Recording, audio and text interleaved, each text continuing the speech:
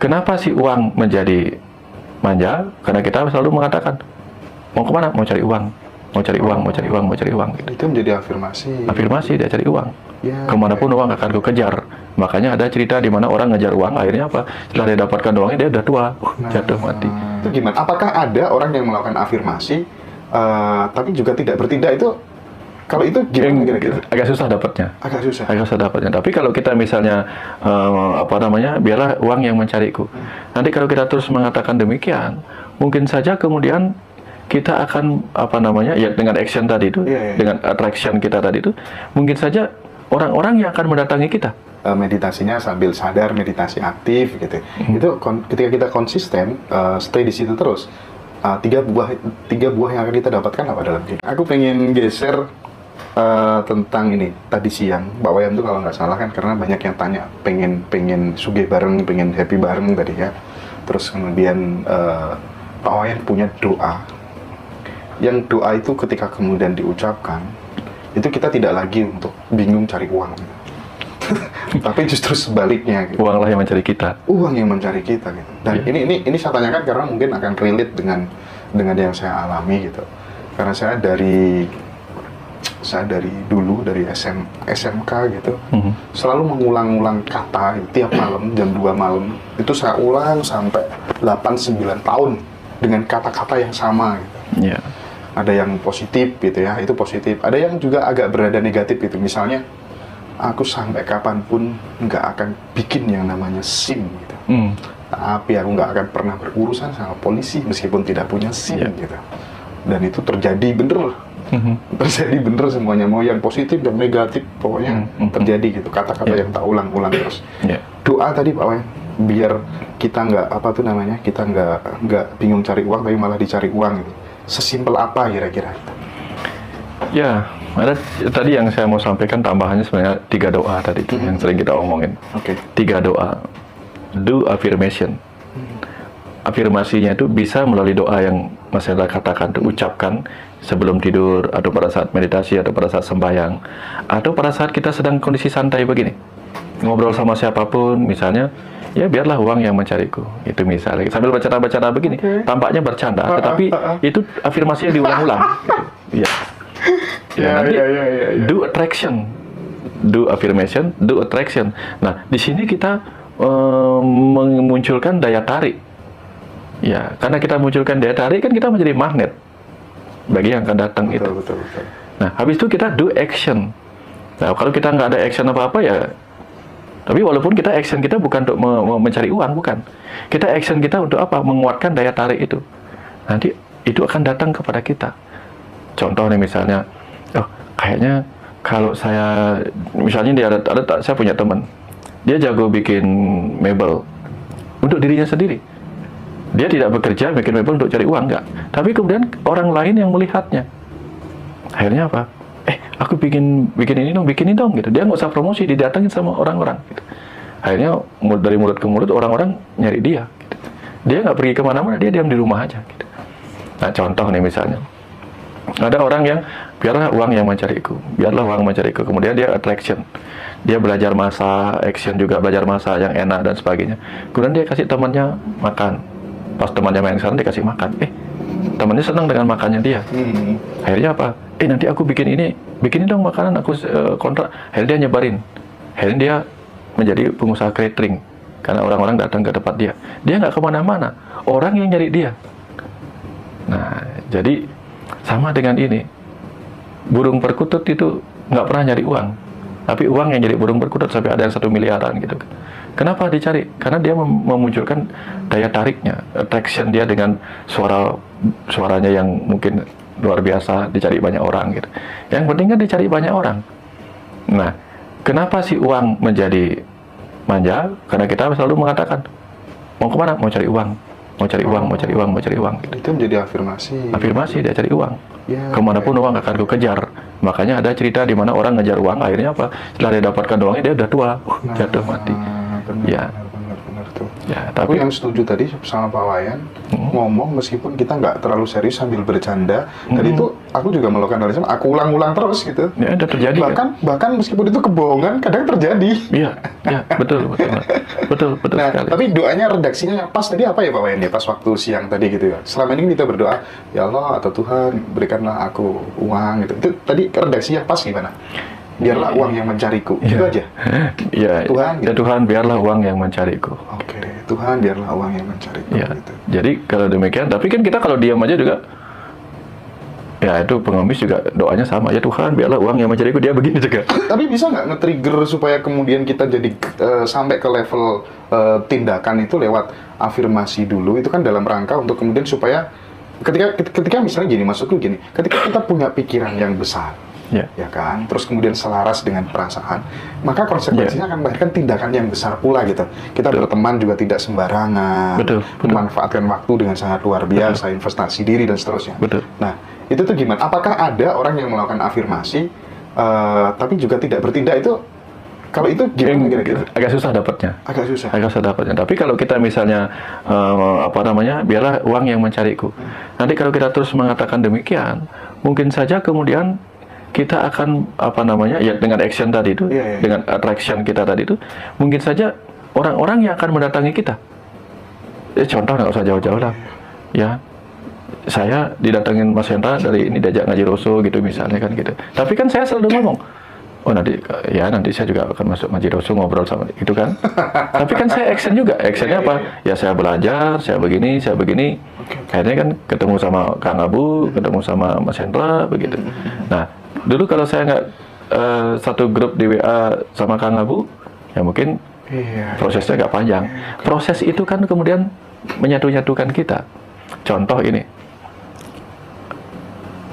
laba-laba pingin makan nyamuk atau pingin makan serangga. Apa yang kemudian dilakukan? Aku akan diam dan serangga akan mendatangiku. Tapi kalau dia nggak membuat sarangnya, apa yang terjadi? Lalu dia merajut sarangnya, dia lompat ke dahan sini, dia rajut, dia sambung-sambungkan, setelah dia merajut, baru dia diam. Aku nggak mencari, karena si laba-laba nggak bisa pergi. Dia nggak kayak siapa ya? Dia nggak kayak burung yang bisa mengejar serangga udah digigit. Dia diciptakan untuk menunggu. Akhirnya apa? Tapi dia siapkan sarangnya. Jadi yang terjadi apa? Serangga-serangga mendatangi dia. Dan dia menggunakan kepekaan untuk menangkap. Ini serangga, ada yang masuk nih, perangkap nih. Maka dia buat perangkap. Nah, kalau kita tidak, orang-orang di barat kan biasa itu. Kalau ngejar singa, ngejar gini kan susah. Dia bikin perangkap singa. Dia bikin perangkap serigala. Dan dia menunggu. Doanya seperti itu. Aku tidak akan mengejar lagi serigala, biarlah serigala yang mendekatiku. Dia bikin perangkap. Nah, kita bikin perangkap. Sama dengan orang yang bikin toko. Dia kan tidak ngejar uang.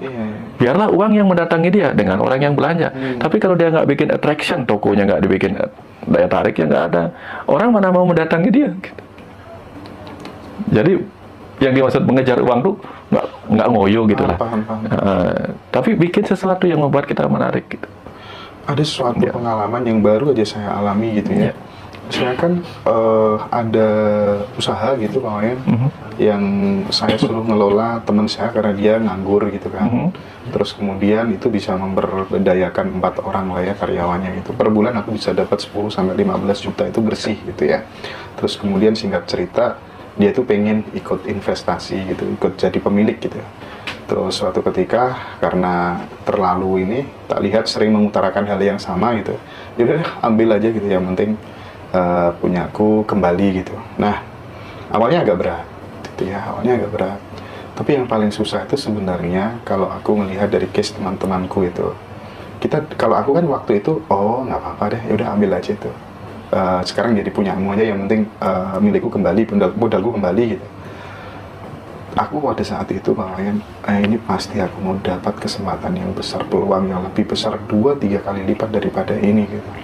Nah, stay di situ itu menurutku butuh jam terbang gitu Pak Wayan.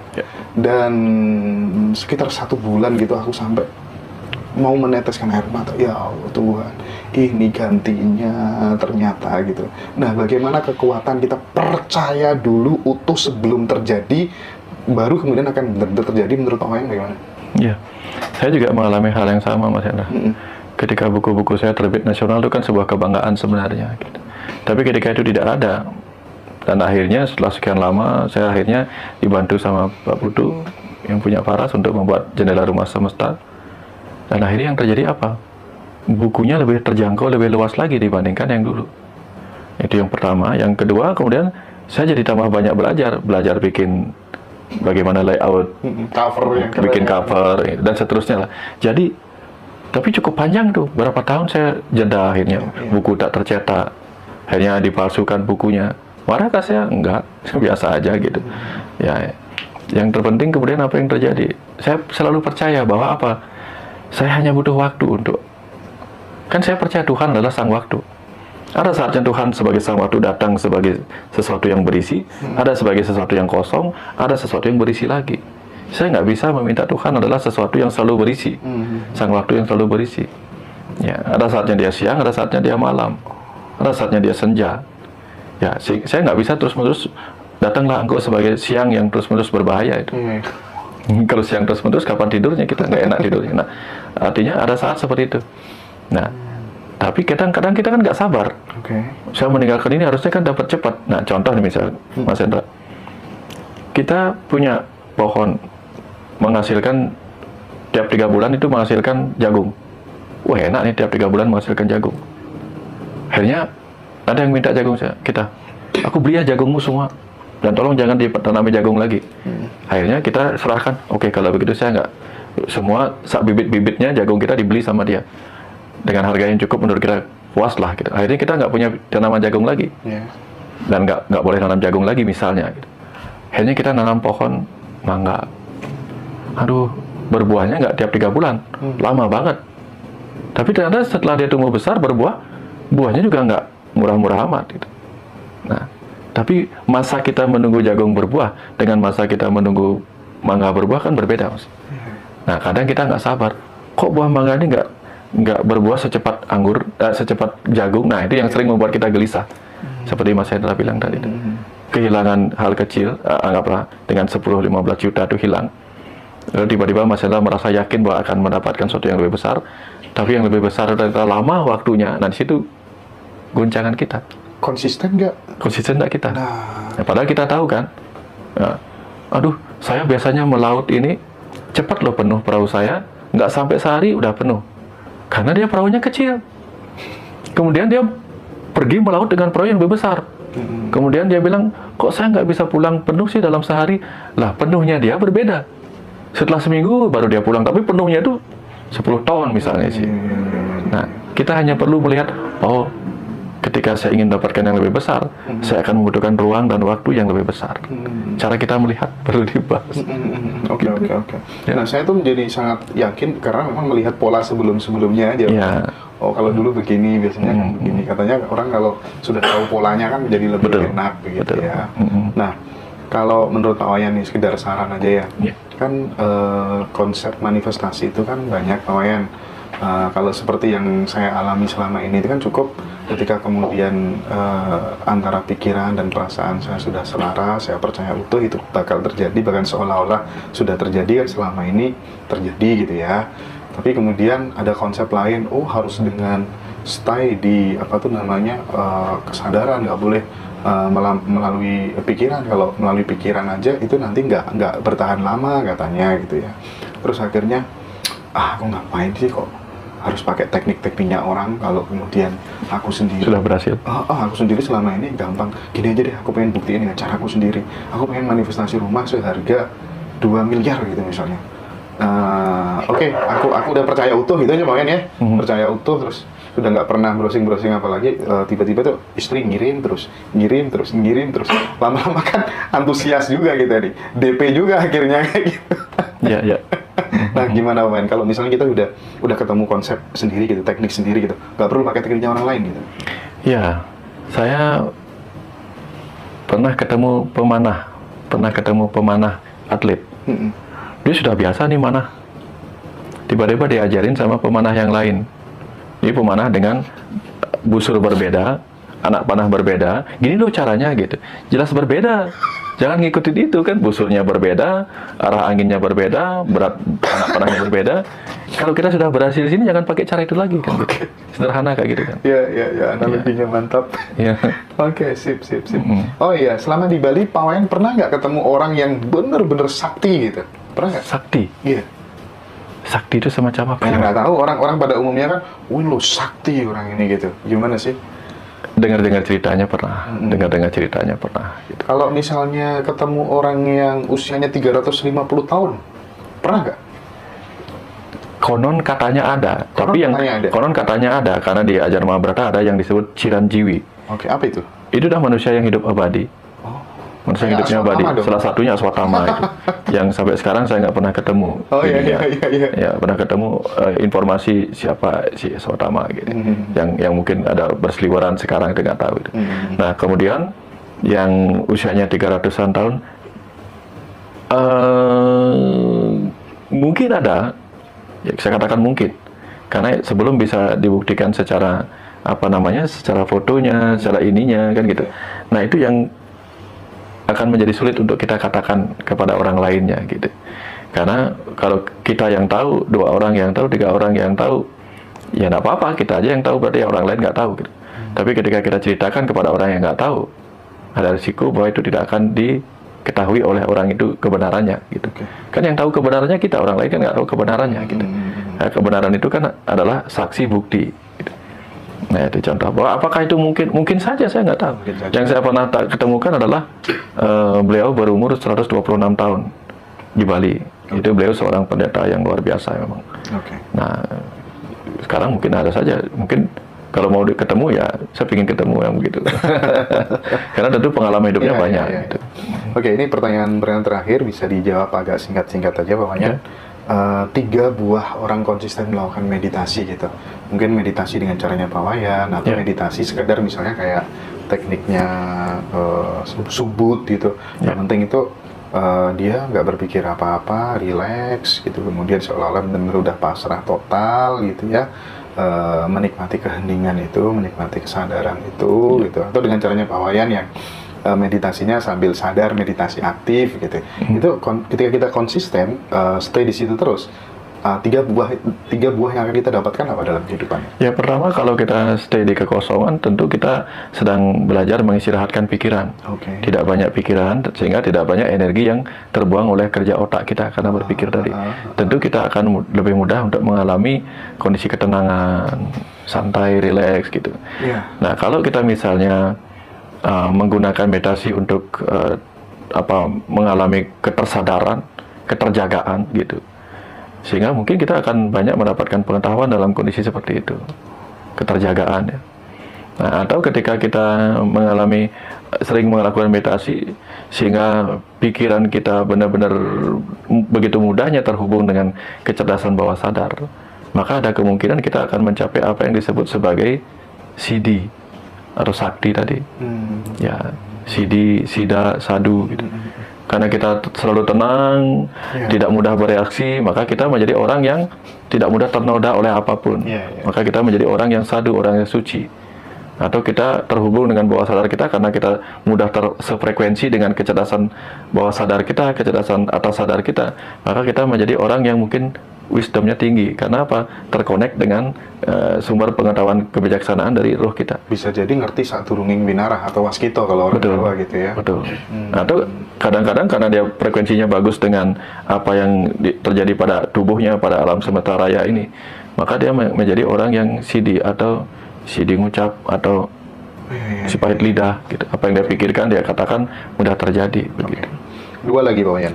Belajar sedikit tapi bisa dapat ilmu banyak. Gimana caranya? Belajar sedikit tapi bisa dapat ilmu banyak gitu. Ada tipsnya nggak kira-kira? Belajar sedikit tapi dapat ilmu banyak. Lakukan apa yang dipelajari itu. Lakukan apa yang dipelajari itu ya. Karena contohnya begini, contoh di bukunya Hans, saya lupa namanya. Dia seorang penyeberang sungai, penyeberang perahu di sungai. Dia hanya menyeberang perahu bolak-balik, sementara temannya belajar ke tempat-tempat suci, ke tempat meditasi dan sebagainya. Dia meditasinya hanya dengan air itu, tapi dia pelajarin benar-benar air itu. Dia kenalin di situ apa yang terjadi. Ilmunya lebih tinggi ketika dia akhirnya bertemu dengan temannya dalam diskusi. Dia hanya bicara tentang air saja. Karena praktek. Itulah yang disebut ekalauya. Fokus kepada apa yang diinginkannya. Fokus, fokus dan dia akan temukan banyak hal di situ. Atensi lagi dulu kita pernah cerita tentang atensi. Atensi ya. Jadi karena kita kemudian fokus pada satu hal gitu ya. Katanya siapa saya lupa.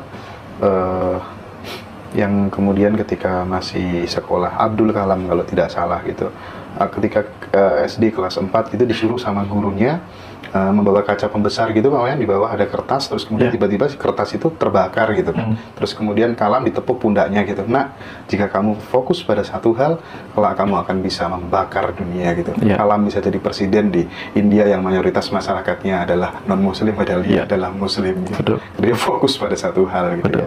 Oke, pertanyaan terakhir untuk Pak Dr. Wayan Mustika. Ini benar-benar keren banget ya dialog pada kesempatan malam hari ini gitu ya. Nah, saya pengen mendengar perspektifnya tentang ini, Pak Wayan. Ada kan beberapa berita gitu ya, tiba-tiba bis, mobil itu yang dari jalan tol itu bisa tiba-tiba berada di tengah hutan gitu, dan mobilnya tidak licet.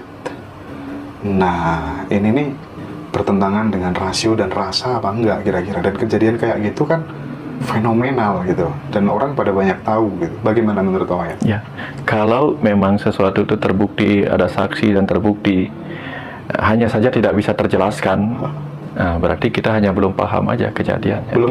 Belum paham aja gitu. Sama seperti dulu kita nggak paham sih bagaimana sih Tuhan menciptakan bunga-bunga, jam berapa sih Tuhan menciptakan bunga-bunga, kan kita nggak paham.